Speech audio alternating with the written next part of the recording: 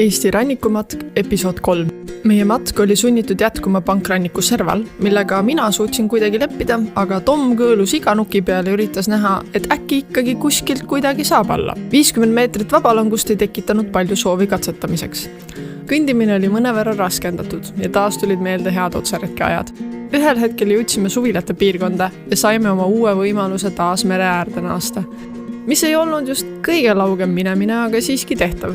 Paar napikat ja juba sammusime lainete loksumise saatel edasi.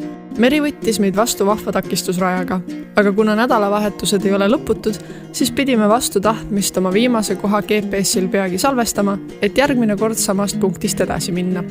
Oodates põlluserval transporti vaatasime kalendrisse, et millal siis uuesti. Eks paistab. Järgmise korrani!